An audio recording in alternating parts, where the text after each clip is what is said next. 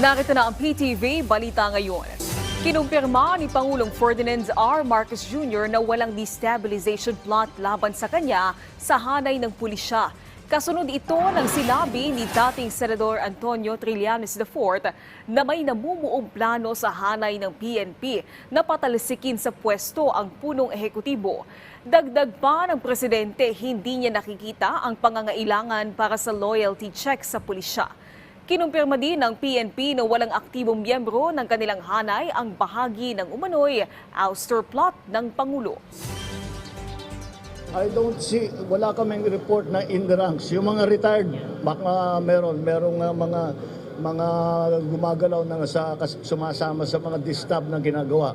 Pero sa ating mga kapulisan at siyempre lalo na sa officer corps, wala naman tayo nakikitang ganun na namumulitika ang mga pulis. So, ang loyalty check, hindi ko alam kung ano yung loyalty check katotohanan. Anong sasabihin mo doon sa tao? Sasabihin, loyal ka ba sa akin? Siyempre, oo ang sagot nun, di ba? Kahit na hindi siya loyal sa'yo. Pero titignan natin mga record ng mga ano. Ang ano ko naman, kahit hindi mo ako binoto, okay lang sa akin. Basta't maging professional ka, gawin mo yung trabaho mo ng tama. Yun lang naman ang hinihiling ko sa lahat ng pulis, sa lahat ng armed forces. We're now joined by former Senator Antonio Trillanes. Senator, good afternoon. Nice to talk to you again. Good afternoon, Mr. Ron. Hi, sir. Now, there would be some who may be skeptical of your revelation, most especially after the PNP has come out to deny it. Now, I would understand, sir, if you would be hesitant to reveal your source or sources, but if you can't, how confident are you of the information you've received?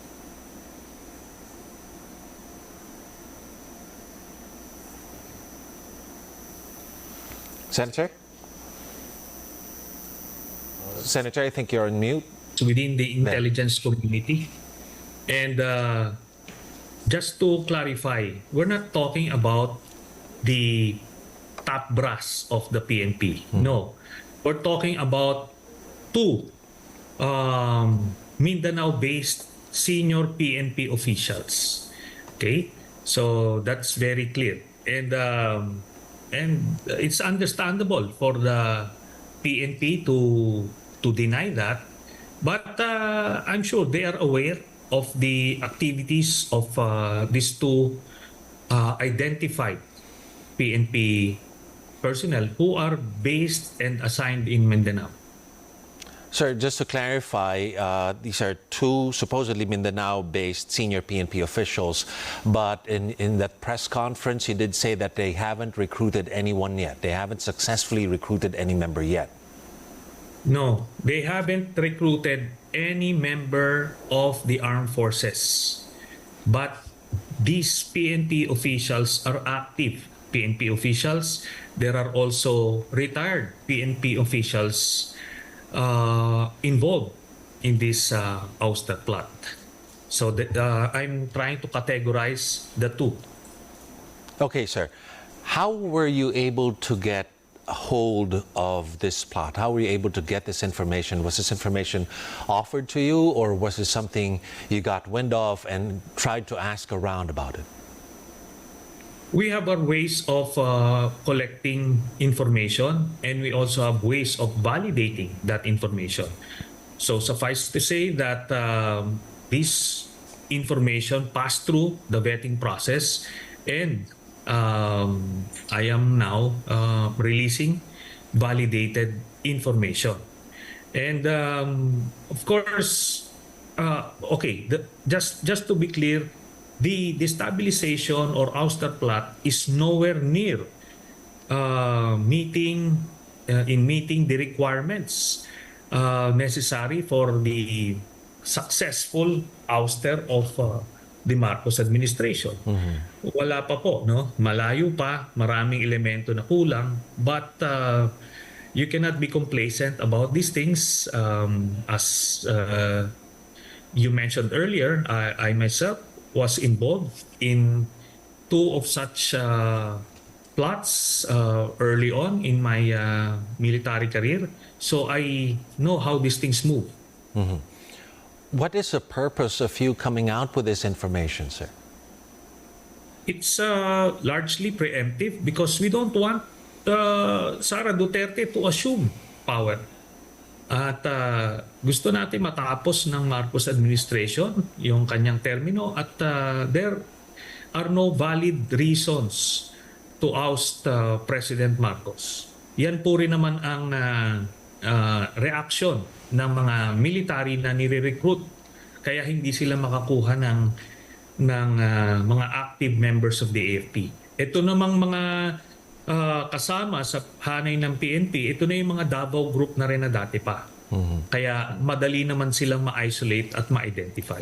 Yun po yun. Aside from these active senior PNP officials and retired officials, is there any other person or organization behind this who recruited those senior police officials and then who are in turn trying to recruit other members? Is there any bigger organization behind this?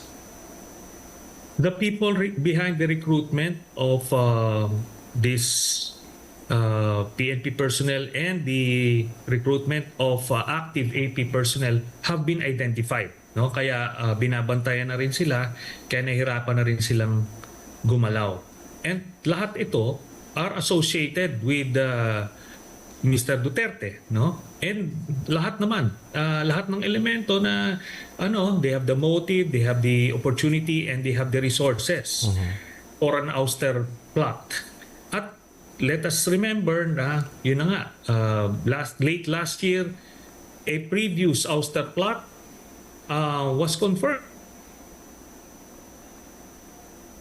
Senator? Okay, that was...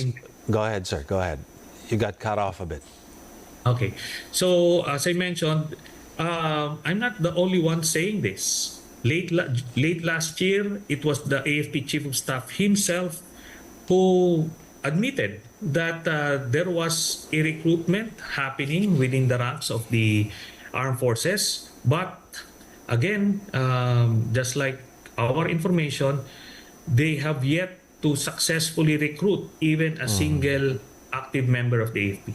And what, to your thought, does that mean if they cannot, if they haven't been able to successfully recruit? If I read it correctly, you said that this has started since last year for the PNP as well. But since last year, they haven't been able to recruit. What do you think of that? Well, for the simple reason that there is no valid or justifiable reason to for the military to intervene, and the Marcos administration, while it is not faultless, it is not perfect, but so far, generally, some of the critical public policies are very sound and well supported by not only by the rank and file of the armed forces, but the general public as well. And to be specific about it, we're talking about the West Philippine Sea issues, as well as some of the reforms being made in the armed forces. Senator, when you mentioned a while ago that the senior officials have been identified by whom? Have they been identified by the government? Yes. Those who have been trying to recruit the active members of the AFP, they have been identified already, and they're being monitored closely. As to the active PNP members who have been identified to be part of this ouster plot, they are likewise have been identified, and they're closely being monitored. Have you been sharing the information you have with government authorities, sir? Well, the ones, the intelligence community is part of the government, and they're the ones sharing the information to me. So they know this. Okay. Now, finally, how do you want the public to use this information that you have given? Well, they should be on guard that these types of maneuvering is happening behind the scenes. So remember, the Duterte camp has all the motives for a power grab because they stand to benefit from it. They want to return to power. They want to protect themselves from the impending ICC arrest warrant. And so that their glory days when they were in power would continue as well. So they have all the reasons to be part of this ouster plot. Thank you very much, Senator. One more issue before we let you go. We want to ask you about your statement wherein you said that ICC investigators have already reached out to the PNP. We want to get your reaction to Senator Bato de la Rosa's dare telling you to personally handcuff him should the ICC begin issuing arrest warrants. Alam niyo po, si Senator Bato de la Rosa, pagka sumasagot po siya, para siya pa yung inapi, no? Para siya pa yung pinatayan ng mga kamag-anak, no? At pero yung ganyang tapang-tapangan niyan, we will see pag lumabas yung warrant. Former Senator Antonio Trillanes, thank you very much for talking to us. Salamat po. Naalarma na ang ilang mambabatas sa Kamara dahil sa manoy planong pagpapatalsik kay Pangulong Bongbong Marcos. Deadman naman dyan ang kanyang kapatid na si Senator Amy Marcos. Nasa frontline ng balitang yan si Marian Enriquez. The comprehensive anti-discrimination Kapraningan lang, ganyan inilarawan ni Senator Amy Marcos ang umano'y planong pagpapatalsik sa kanyang kapatid na si Pangulong Bongbong Marcos. Ayon kay Senator Amy, chismis lang ang destabilization plot laban sa Pangulo, lalo't wala namang pruweba na may plano nga para rito. Matatanda ang pinalutang ni dating Senador Antonio Trillanes na ang kampo raw ni Duterte ang nasa likod ng planong pagpapatalsik kay PBBM. Na nababaduyan na ako sa mga chismis na ganyan. Lumang tugtugin na, no? Nakakasuyan. Unless may tunay na katubayan, huwag tayo masyadong praning. Kung deadma lang si Senator Amy sa issue, nangangamba naman ang ilang kaalyado ng Pangulo sa Kamara. Tingin ng ilang mga kongresista, sunod-sunod ang mga pag-atake para sirain ang imahe ng Administrasyong Marcos. Kaya naniniwala silang posibleng bahagi ito ng destabilization efforts laban sa Pangulo. Pinansin din nila ang pagdinig ng Senado na tila may gusto raw patunayan at ang buwan-buwang prayer rally ng kampo ng mga Duterte. So you connect the dots, no? You don't need Senator Trillanes telling us all this. You just have to connect the dots. Personally, if you take my opinion on it, yes, there's a big effort, to destabilize this administration. There seem to be common interests shared by certain people that would put forward, and if you take into consideration, it seems to have a common interest for this staff.